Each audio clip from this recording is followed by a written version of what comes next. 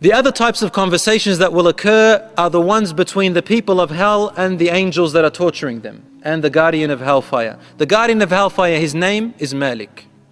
We recall last week, the week before, we said he has never smiled since the day hellfire was created. He has no remorse. He has no feelings of sensitivity. He is desensitized to all types of horror. No feelings. Doesn't feel sorry for anyone. And he was the only angel in heaven whom the Prophet ﷺ, when he ascended up the Isra wal Mi'raj, he greeted him and he only replied without a smile. Every other angel smiled and welcomed him. He just said, Wa alaykum as-salam. He said, who is this? Jibreel alayhi salam said, he is Malik. He has never smiled since the day hellfire was created. How can he? It is recorded in one hadith that a man who lived very luxurious in this life, the most luxurious man, king, will be dipped in hellfire once for a few seconds, and then he will be asked, do you remember any luxury? He'll say, I swear by God, I never had any luxury in my life. He forgets it because of the pain. The people of hellfire, after giving up on the people of heaven, will turn to the angels that are torturing them and then to the guardian of hellfire.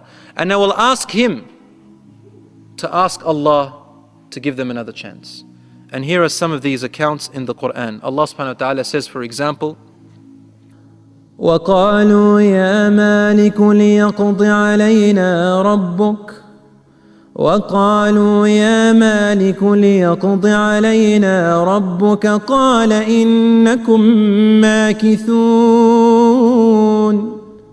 And they will say, O Malik, please ask your Lord to perish us, destroy us.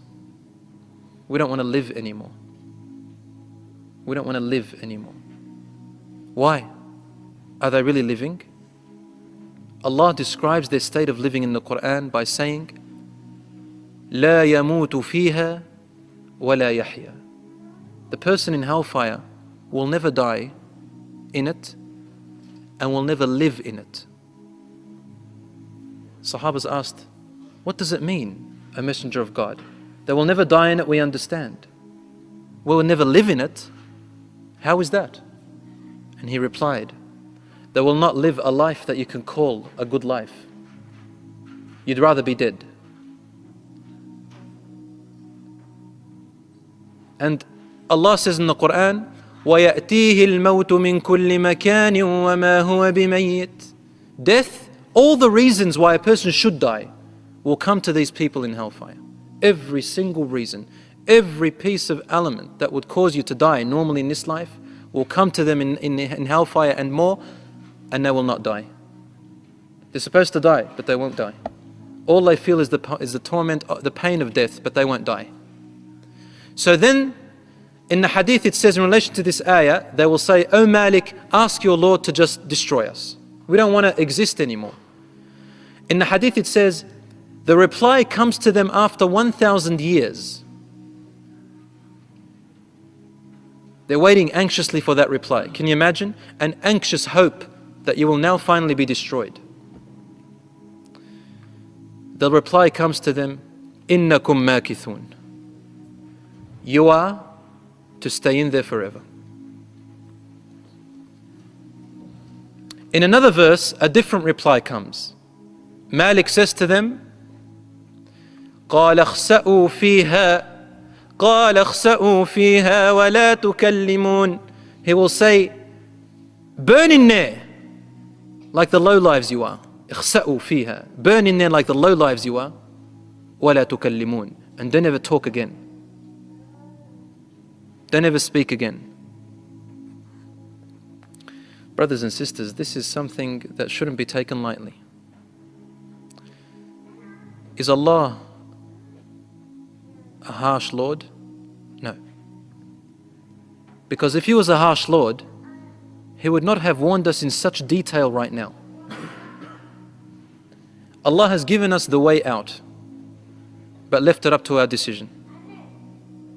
Obviously in hellfire there are different levels, as we said last week. A person will enter into the level they deserve. And they will not enter hellfire until they are convinced they deserve it. This is the hadith of the Prophet ﷺ. They will not pass the day of judgment until everything is justified. And that person is convinced they deserve hellfire. Otherwise they will not enter it. Some of the people who will not enter it are the crazy people who didn't have a state of mind in this life, or those who never heard about Islam, or those who never understood Islam. So there are different circumstances. Those will have a different circumstance on the Day of Judgment. But Allah is talking about those who deserve it, among the Muslims and the non-Muslims. Now, another conversation happens. Since they gave up on being destroyed, they look at the animals. And I remember that the animals had died. On the Day of Judgment, Allah brings up the animals, right? And brings back the rights between the animals. Then they saw them that they turn into soil.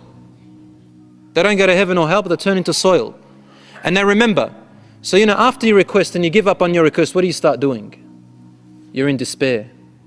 And you just say gibberish words. You say wishful words. So they begin to say wishful words.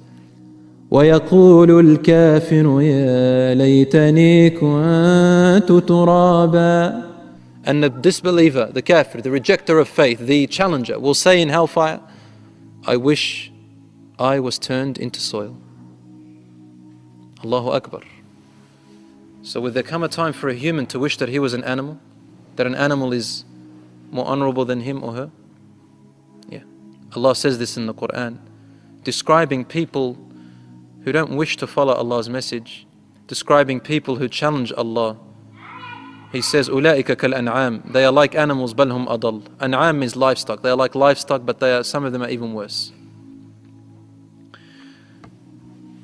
Conversations now between the people of hellfire. So they've given up on the people of heaven.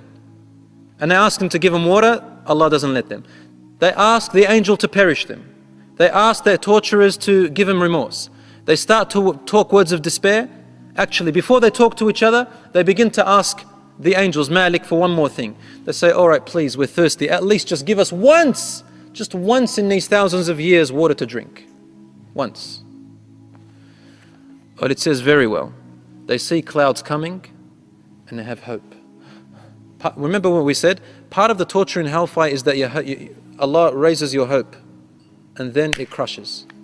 So clouds come and they said water. When it rains, it's fire, it's acid, it's lava. So then they turn to each other. And what kind of conversations do they have to each other? Blame. Each one begins to blame the other. It is because of you. It is because of you. No, it's because of you. You did this to me. You did that to me. Hoping that maybe the angels can hear it so that they can say, hold on, it's not his fault. But no, judgment is over. So they blame. That's how the human is.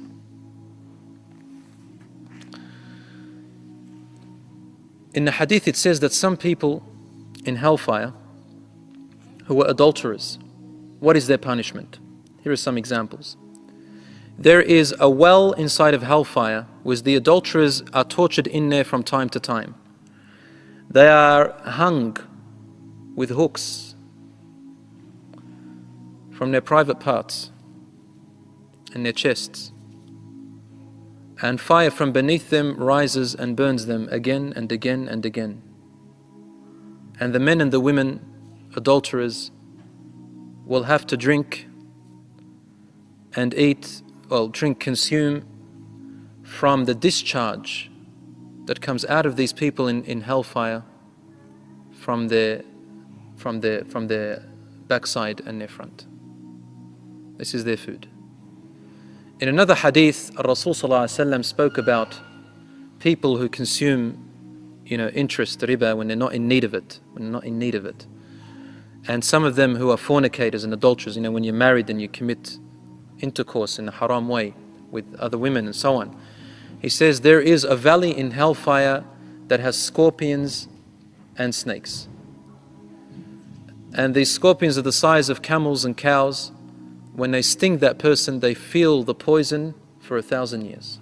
We ask Allah subhanahu wa ta'ala to save us from that. These are some narrations that we read in the Quran, the hadith that have come to us. There are many types of tortures in hellfire. We ask Allah to save us from them.